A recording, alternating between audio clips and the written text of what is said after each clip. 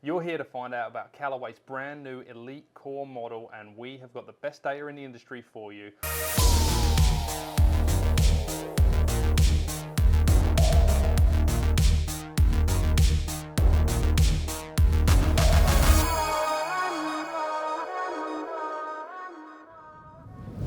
Mark Tim's, Cool Clubs, Worldwide Golf. We've got our brand new robot. We're going to put the Callaway to the test. The first one of 2025.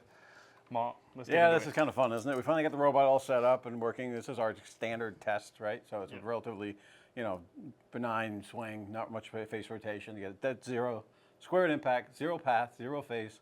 Club's dead square at impact. Yeah. And then we look at, even in the center hits, it might go a little left or right. That kind of shows how much draw biased it is. And we'll kind of explain that on the graph a little bit. But yeah, let's give it a try. Well, let's talk about the head. So we've got 10.5 degrees. We're going to run this at 95 miles an hour because we think that's basically who Callaway have aimed this at as the biggest portion of this market at least. This technology, so Callaway Elyte, E-L-Y-T-E, a nod to Eli Callaway, I'm sure. And this is, it's hard to beat AI smoke.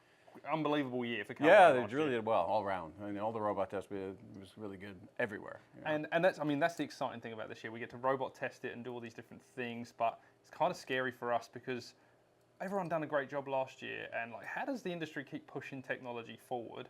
Hopefully, this robot's going to start evidencing maybe that it's not necessarily going forward, but we're working things out about how to make things a little bit better each time. Yeah, it's really, most of the big advances these days really are in how forgiving it is off center, right? I mean, it's kind of maxed out dead center. As long as you get your launch and spin right, they're not going to get a lot more speed out of that. But, what happens if you miss it? And everybody does, even tour players. So, how good are the misses is kind of really what the thing's about. Well, let's talk about a little bit about the test, and then we'll jump straight back into the product. So the test, like I said, 10.5 degree, 95, 0, 0, 0, but we've gone dead center, 3/4 of an inch across towards the toe, 3/4 of an inch across the heel. That's a big miss hit. So we're going to see some difference. And now we've got Glenn in the background. Glenn's going to run the test live for us. We've run a big test, 10 shots at each, qualified the data. Mark's run his eyes over it. Tom's had a look at it. We've put it all into a nice package for you to see up on the screen when the time's right. So for this, so you haven't got to watch an hour and a half of testing, Glenn's going to hit a shot from each. We make sure that it sits in the middle or roughly what we did see in the big test, and then we'll be able to talk about it. So let's have a look at the product. I mean, great looking this year. Yeah, it looks great. I mean, it's all matted out. There's not, not real shiny or anything. It's all black and white. There's no colors on there. I like black and white, as you can tell. So nothing to really bother anybody. And it's got a little green on the bottom and stuff, color-wise. I mean, I like the finish on the carbon. It looks a little different. Yeah, and it's carbon. It's this is a new carbon crown. Material change, which means mass change. So a little lighter, so they can put more weight other places. And now we have got more weight other places. Yes. This is completely new structure for what Callaway. Yeah, we've seen a lot of different things. We're using slides, and some other companies have had little screw-in things. But the way they're doing it here is you got 13 grams. They're moving it, from here to here is almost 2 inches. And we've seen from the tests, that we've seen so far, even in the center, it's a little bit draw bias, 8 yards or so. But obviously we'll do tests later. We got more time, obviously, after we finish all the new ones, and see how much difference this makes. Yeah, and what you're going to get out there in the field when you're actually doing this. See this weight up front, which means they've dragged CG a little bit closer. And they've got a little bit of adjustability here, so they could, you could move weight forward. Obviously, the more weight goes forward, you lower launch, you lower spin, get more ball speed, but less forgiving. So that hurts the MOI. And this is something you can see, but you can't really see. So the new AI face, we know about AI. They basically plug all this data into a computer from robot swings and golfer swings. So people that swing down and left and hit it in the heel and up and right and toe it, they get the best out of the face. This has got 10 times the amount of information into that face and 10 times the amount of different spots allocated to all these different impact conditions. So we're going to put it a little bit to the test across the face, but we're not going to start doing anything up and down. Yeah, later we'll get into it. And obviously, when we do our test for our fitters, the data, we actually do 14 points. So it's a lot of points, and it takes a long time to do that. 14 points, 10 shots each, 140 shots. You got everything lined up. You throw some out. It takes some time. But for this test, to get started and stuff, see what center, heel, and toe do. Okay. The other thing to note is, and we talk about this in our explanation, if you go and watch that video, but basically, as you swing a club, it toes down. So we try and level it out, but we've leveled it out somewhere in the middle range of the lie angles of driver, which go from 54 all the way through to 60, so that we will see flatter lie angle drivers get the benefit of their flatter lie angle and cut more. and more upright drivers draw more. Yeah, as opposed to other clubs that you're hitting the ground with most of the time. Obviously, the line angle is really important. The club's got to hit the ground smoothly. If the toe digs in it, twists and drives on a tee. So what the designers actually do with this line angle is that's a way to affect, how it's draw bias, basically. So you make a more upright driver, and obviously the face is aiming more to the left, so that makes it go left. And so that's part of the design parameters of the driver. So let's talk about a little bit more about the design parameters. 57-degree lie in this driver, 460 cc's. We're going to see that across the board pretty much. Right. And then we've also got some other data, which we're really thankful for. Tom Mace runs all this back of house.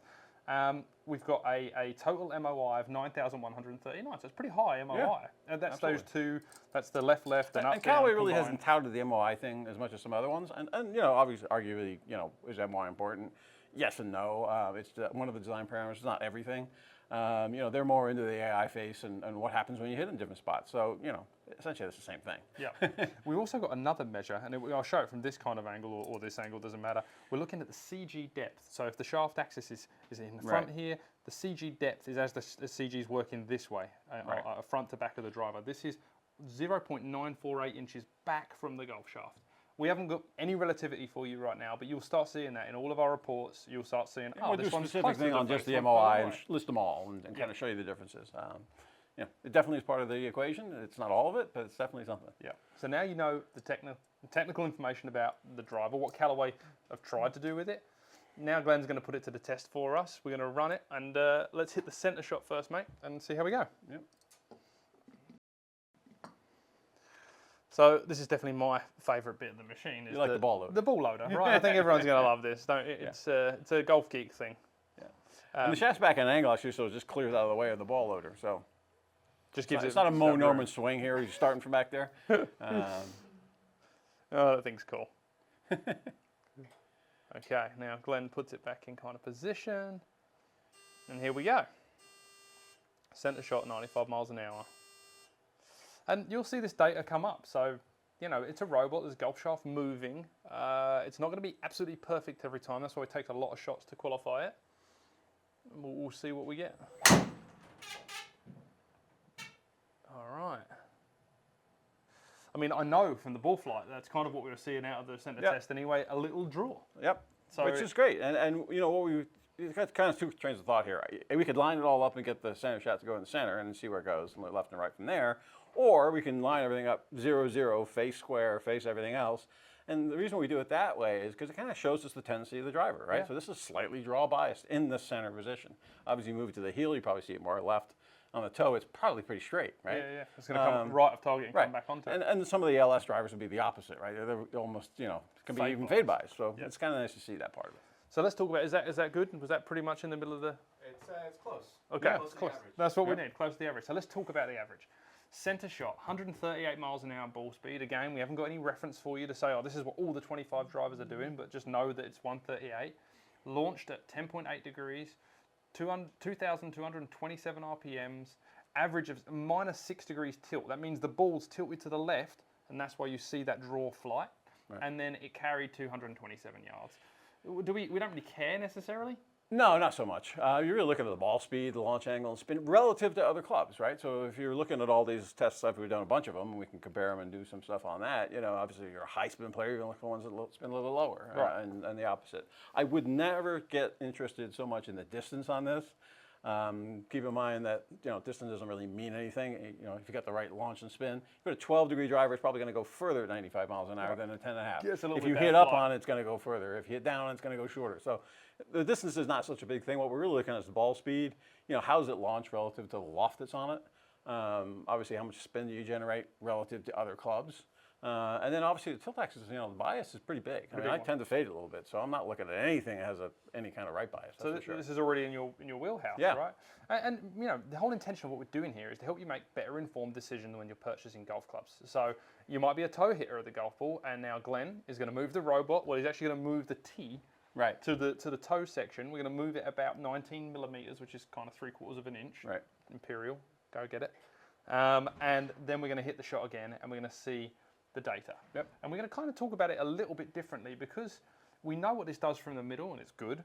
Then we're going to kind of make it a little relative to like percentage loss and launch changes and those kind of things. So Glenn's just kind of nudging the T across here. And I don't know if you'll get this from the GoPro angle, but that T is going to move just towards the toe. See the wheels moving next to the GC quad there. And then we'll load it up again.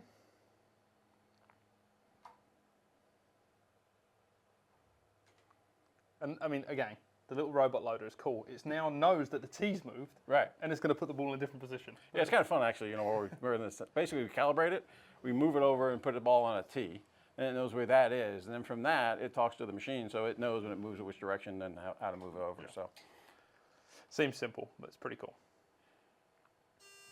Okay. So in this test, we're kind of looking for 0, 0, 0 again, but we're going to see the strike point 19 millimeters towards the toe. Right.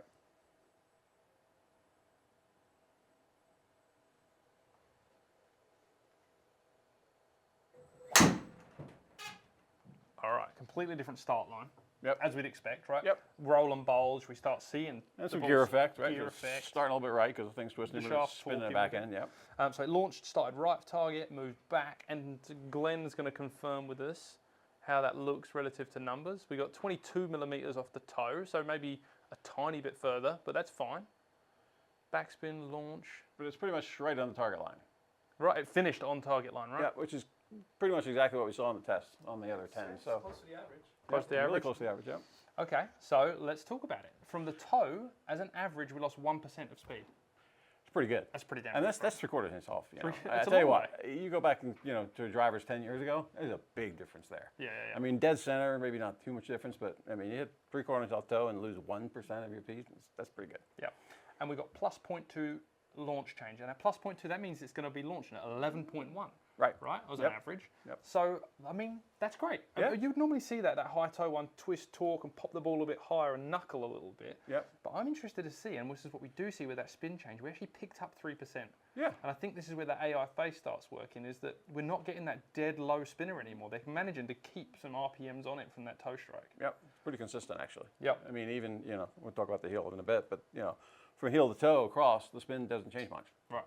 And then let's talk about tilt change. Tilt change, we gained an extra minus 1.8, so like kind of 7.8 tilt, which is completely normal for a toe strike, right? More gear effect, doming. Yep. But what you do see is because it starts right of target, that extra little bit of help brings it back on line rather than over line or staying right. Yeah, so essentially it's basically 10 yards right of where the center shot would be. The center shot's 10 yards draw biased. So it's back to the zero line in our case, yeah. And that's why we've done it differently with the graphing this year. You can see the zero line with the blue there with the toe dots. Right. It's actually center of the fairway, and versus the center ones are further up and to the left because they're more draw biased. Right. And now let's go down to the carry. We lost 3 yards. I'll take pretty that. good. Yeah, 3/4 inch off center. That's pretty good. Yeah. Yeah. Not sure I'd even noticed that. To be honest me neither. No, I'd be fine with that. I think I'm going to be 20 yards short with a toe shot. Right. Okay, Glenn, nudge it across to the heel. So you're going to move it basically 1.5 inches now, all the way back across the face to 3/4 of an inch in the heel. And keep in mind that, you know, the heel is a much more difficult place to make a club perform well, right? You typically use a lot more, distance, usually get cut spin on Loads it. of spin. Yep. And it's all bad, spin, right? Yeah, so it's and you know, obviously it's closer to the shaft of the club, so it's actually not moving as fast as the toe. Right. So you lose speed just from that fact as well. Interesting, yeah, good point. And this is where when we do move those weights around in the back, with 13 grams moving over that might help with these situations. And if you get more mass right behind where the impact position is, you're going to get more speed, right? Yep.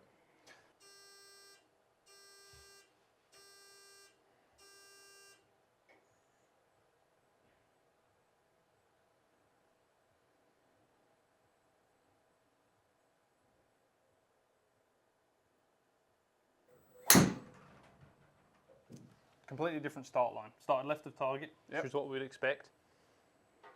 Stay a little left.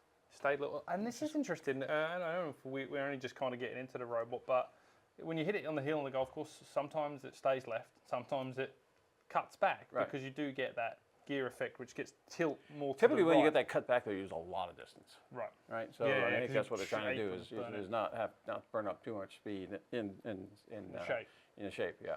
Okay. How's that looking, Glenn, for the averages? 17 millimeters in the heel. It's all 0, 0.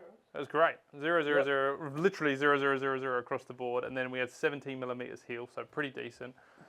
Okay, so from the heel, we lose 3%, more than the toe, but we kind of expect that. Yep. 1 degree lower launch than the average. So now we've gone from basically 11 degrees down to 10. Right. Which is fine. I mean, it's not too much, really. I mean, typically you see this heel shot quite a bit lower. Yeah, but you'll notice that in the air, 1 degree. Yep. And then we've got plus 2% speed change. So we didn't actually gain as much speed as we did in the heel as we did in the toe. So I think that's a testament to this 10 times AI face. Yeah, it's definitely working. Right, it's knocking spin down, which is great because you don't want it flaring up and right. And typically when you hit heel shots, you do get a lot more spin, and that doesn't help things. Yeah. And then we did get a tilt change difference. So it did go plus 0.2, so it's actually moved more like to that 5.8 range.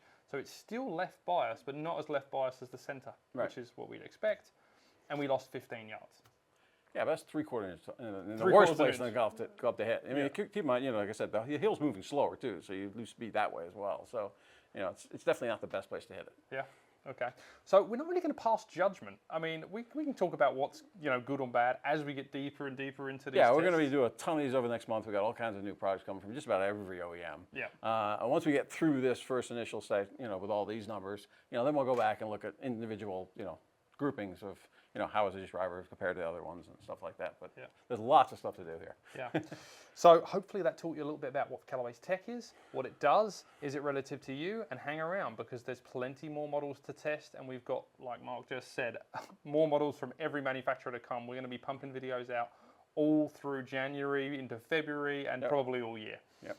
So stick with us, like, subscribe. Let us know what you think about the test, the video, anything you can. We want to make this the best place, the best information for you to understand golf equipment. Don't forget to go to cool clubs and get fit, or head to a worldwide golf store, worldwide golf retail location near you to buy your Callaway Elyte today.